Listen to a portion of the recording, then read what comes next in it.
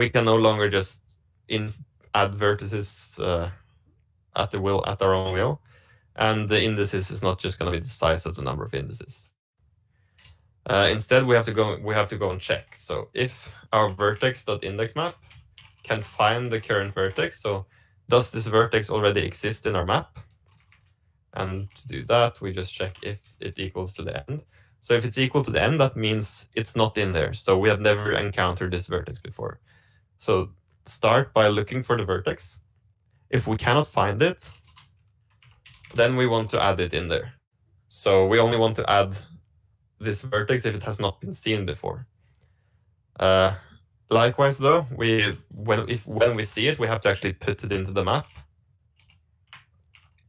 So in the vertex to index map, we have to set that vertex to our out vertices.size in this case. So now we basically say if we can't find this vertex, then in our map, look up at this vertex, set it to the current size of vertices. So if it's the first vertex, this size is 0, and then the index associated with that vertex will be 0. And then we push it back. So the next time we encounter a new one, out vertices.size is 1. And then this one, so we will associate the next vertex with 1 and add it. And then the next time it will be 2 and 3 and 4 and 5 and 6 and so on. So it's basically the same thing as here, except now we count with the number of vertices instead of the number of indices. And we only add a new vertex if it has not been encountered before. So this is where we check, have you seen it before? No. Okay, then we mark that we have seen it and push it back to this to the out vertices. And finally, in out indices, we can no longer use the index size, but we have to use our map to look up, okay, hello vertex to index map. What's the index of this vertex? So we basically check, hey, what's your index, man? And this will always work because we check first if we can't find it, and then if we can't find it, we add it. So if we added it here, this is just going to be fine. And if we found it, then it's already in there. So we're just going to push back the existing index. So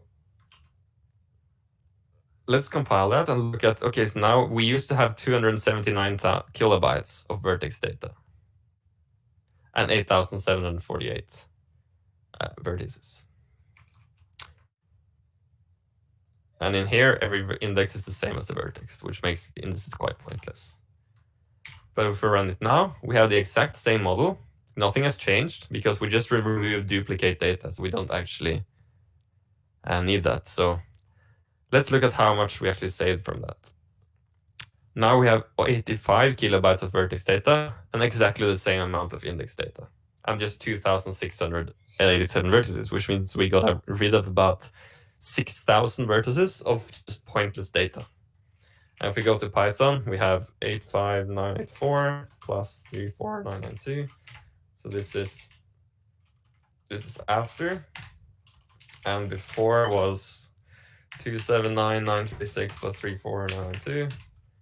So after the beta 4, so we basically now use for 38% of the original memory, which means that's like a 62% reduction in memory usage and the amount of data you have to transfer, and also the amount of data that is like duplicated in this case.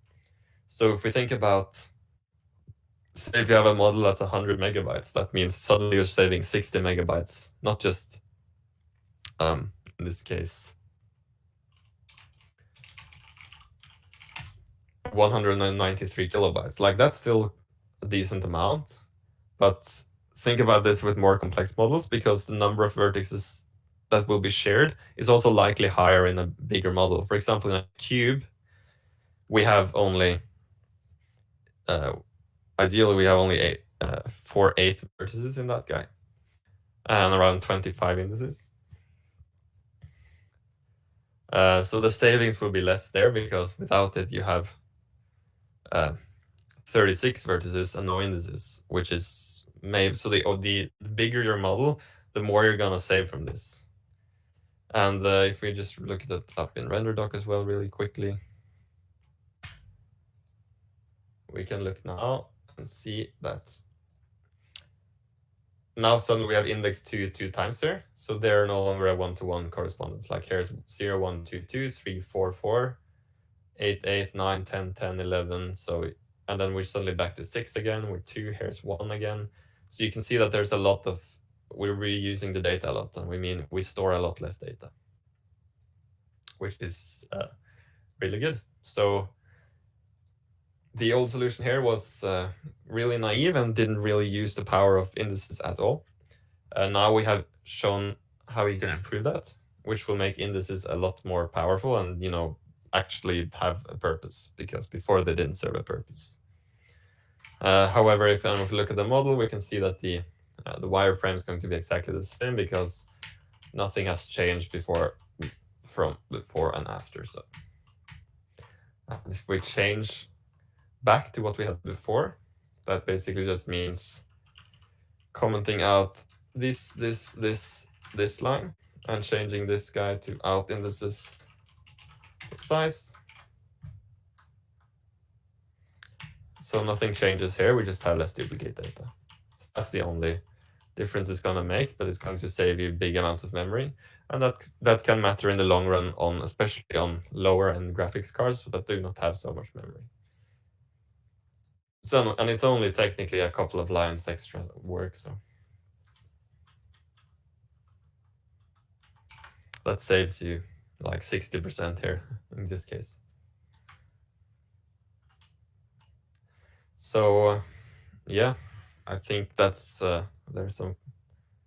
Yeah, I think that's about it. So for lab 7, unless there are questions.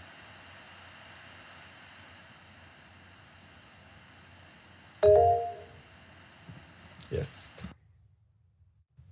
I have one question, not exactly about the code, but more in general about getting the objects, finding them online. Yeah. Do you recommend any site? Because everything that I found, I just get objects, but I cannot get the appropriate textures with them. Yeah, well, that depends if they come with textures. You can find some free stuff on Sketchfab. Then there's also free3d.com, which has very varying quality, but you can usually find some stuff here. I mean, this guy, and it comes in a Blender format, so the format depends. But if you have Blender, then you can export it to any format anyway. So you can search maybe like Pac-Man, and you can actually filter by OBJ here as well. So there's some Pac-Man guy. He comes in OBJ, and then it says, does it come with textures and other stuff? So you can just look that up. So that's one site. Yeah, Sketchfab have some things that you can download for free. I mean, I don't know if we can find Pac-Man in here, or for example. One question: if you load it in in a Blender, can you extract the texture and the OBJ file? What do you mean by extract? Can you get like the texture in PNG format from the Blender? Usually only if it's supplied with the download. So if there's a texture that comes with the model, then you can then it's actually a file that comes with it.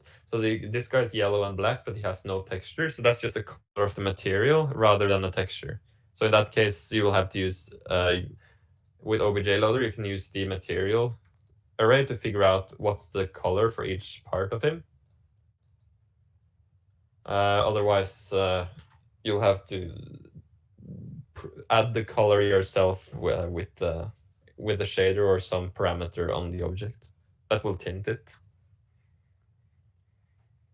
But you can't, if the texture comes with the OBJ file, then Blender will be able to load it when you open it, but only if the texture actually is a part of the download and you get the PNG on disk. So. Can you just broadly explain a bit about the .mtl files, the material? Sure.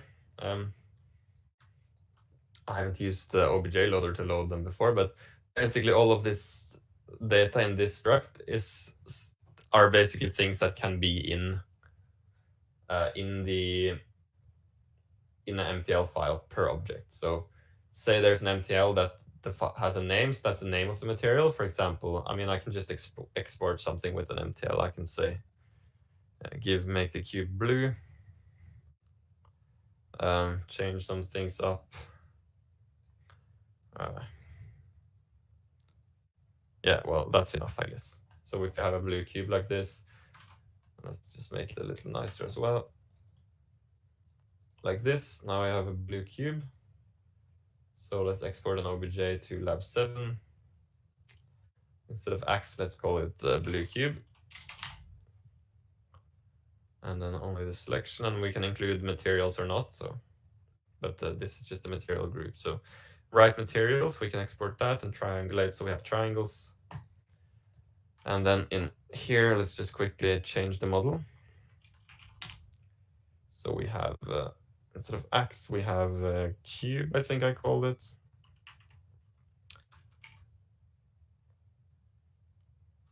No.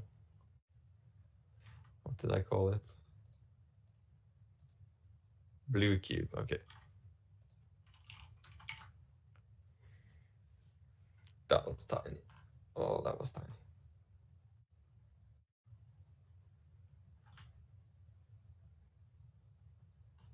Yeah, let's make it a bit bigger.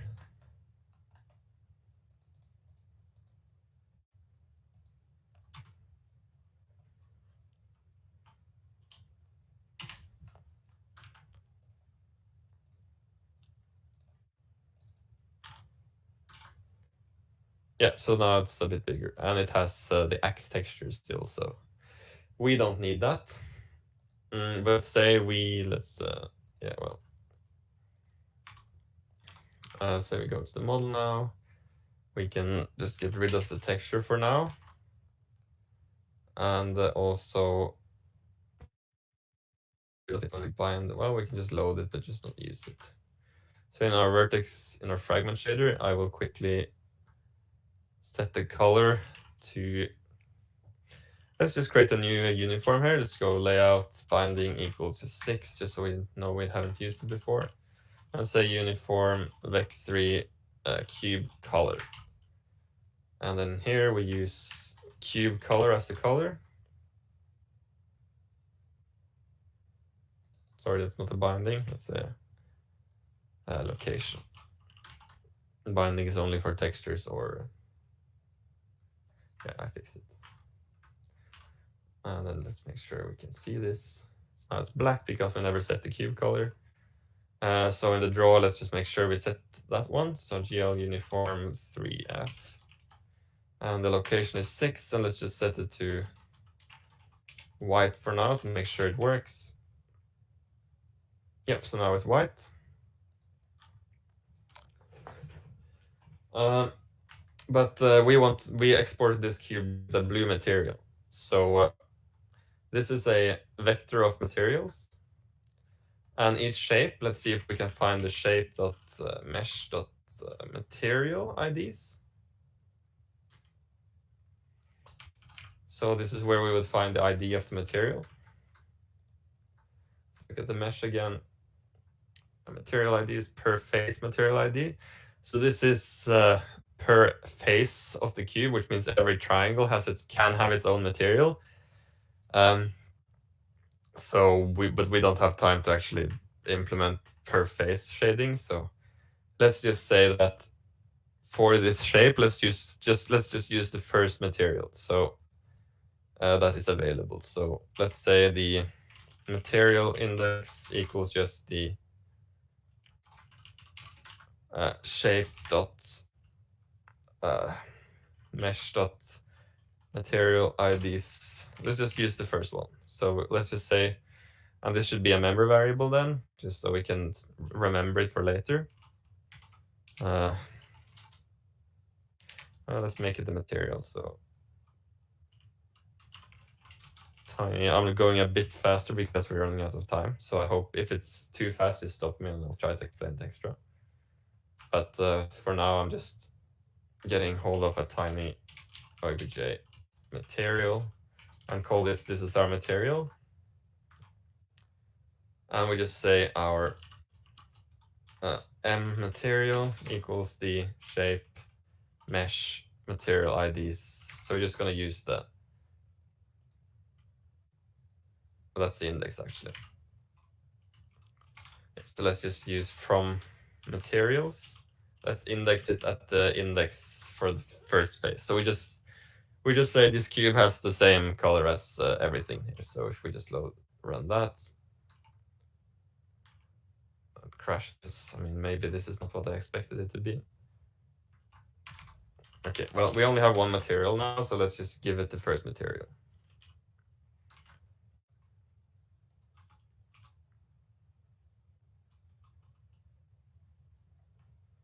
So if we go to debugging, we can see that. In materials, it's 0 materials. Failed to load material files. Okay. Okay, so it failed to load it. It didn't find bluecube.mtl. That's interesting because I'm pretty sure bluecube.mtl is there. Okay. So I don't know why it can't find it, but assuming it could have found it, then this thing we wrote before should have worked. We would be able to get the material here. And then when we set our uniform for the material color here, we could use mMaterial.diffuse 0, 1, and 2, because that's the RGNB.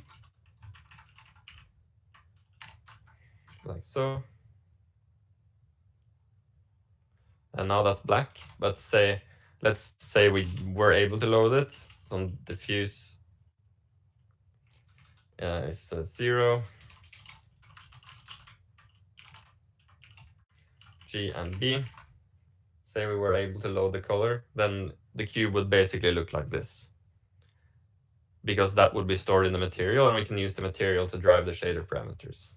Does the mindset sort of get through there, though?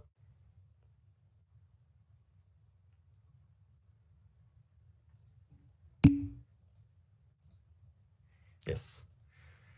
Because if there's an MTL file, I don't know why it say it can't find it. Maybe it's because some weird thing with the file path or where it's stored. But anyway, the idea is that you'll find the parameters you need here, and you'll be able to use those parameters in the shader. So you just have to decide which one you care about, because you don't necessarily care about anisotropy, clear coat, sheen, metallic, roughness, displacement, bump, specular, highlight, specular, everything. But the ones you do care about, like for example for Phong, you would care about ambient, diffuse, specular, and shininess mostly. And then you can ignore the rest basically. So you just need to read the data you use and drive your shader with it. So nice. Any other questions?